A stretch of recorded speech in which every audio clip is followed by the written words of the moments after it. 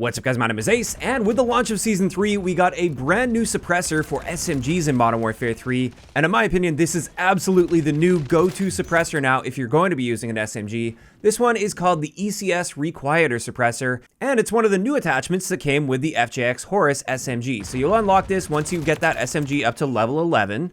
And once you do that, you'll be able to use it on any one of the Modern Warfare 3 SMGs. Now, it doesn't work with the Modern Warfare 2 SMGs, unfortunately, and it doesn't work outside of the SMG class. So you can't put this on assault rifles or sniper rifles or battle rifles or anything like that.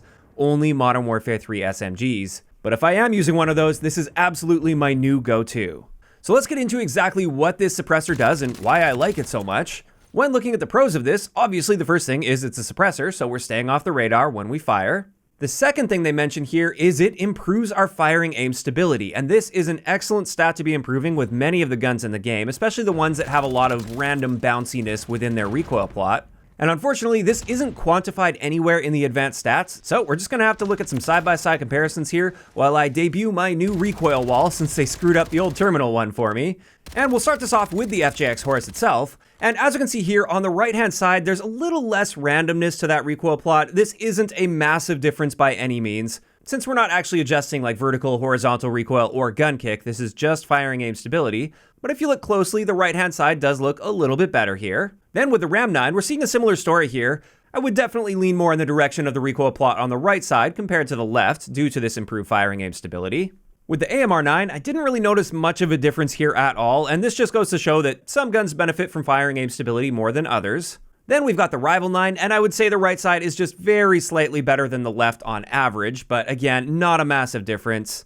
And then finally, I did want to do a test with the SMG that has the worst recoil. This is the WSP Swarm, and in this case, it actually seemed to help a fair amount, keeping that recoil pattern a little bit more straight upwards, with less overall deviation and bounciness to the recoil. So overall, this suppressor is obviously not going to make an inaccurate gun suddenly super accurate, but it's got a very slight improvement here, kind of similar to what we saw with the Jack Glassless optic. And so at the very least, this firing aim stability improvement doesn't hurt anything. However, there's actually one more pro attached to this, and this is it slightly improves our aim down sight speed. And it turns out this is a 4% improvement, so depending on the SMG, this will be about a 7 to 8 millisecond improvement to our aim down sight speed, which is an excellent benefit considering most of the suppressors in this game are going to be hurting your aim down sight time rather than helping it. So far it's looking pretty nice for this suppressor, considering the fact that most of the other suppressors are either doing nothing to help you aside from keeping you off the radar, or they've got some pretty hefty downsides attached to them.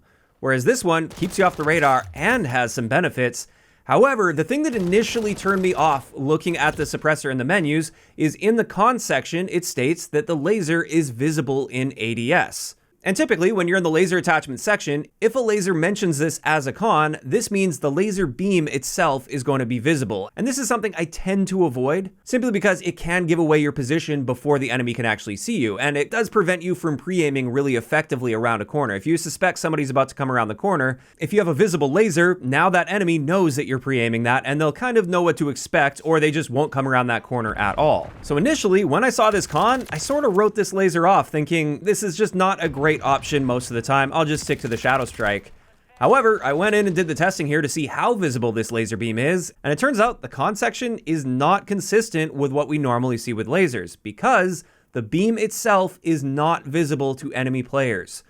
All they're going to see is if they're looking at you directly while you're aiming down sight, they will see the little blue dot, but I mean at that point they already see your full character model, so that's not really going to give them any real advantage over you. And then the other thing that they can technically see is the dot that you're projecting onto the surface that you're aiming at.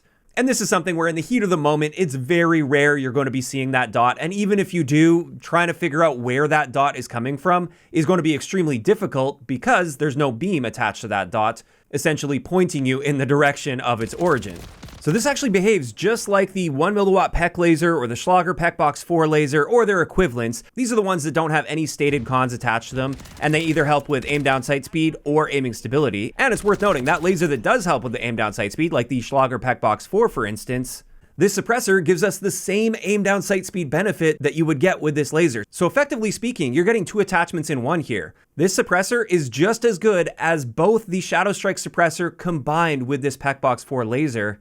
and you only have to use one attachment slot, plus you're gaining that little bit of firing aim stability. So this goes to show how this laser is the clear choice if you're going to be using a Modern Warfare 3 SMG. However, there's one last thing I wanted to state here, and this is a con that isn't actually stated in the pros and cons section, but it is worth mentioning. If you use this suppressor, it will end up blocking the laser attachment slot, which generally isn't going to be a problem at all for me. But if you wanted to go for like a hipfire build, for instance, and therefore you wanted one of the lasers that helps a lot with your hipfire, well, in that case, obviously, I won't be using this suppressor. And with that, that is going to wrap it up for today's breakdown on the brand new ECS Requieter Suppressor. Like I said, I personally love this one, but I'd love to hear from you guys in those comments down below. Now that you've seen the breakdown and exactly how this works, as well as the fact that this laser isn't actually visible in-game, how are you feeling about this suppressor? Are you going to be making some adjustments to your Modern Warfare 3 SMG stealth builds? Or are you planning to stay away from this one? Just let me know down below. If you enjoyed the video, a like rating is always appreciated, and don't forget to subscribe for more if you haven't already. I'll talk to you guys next time.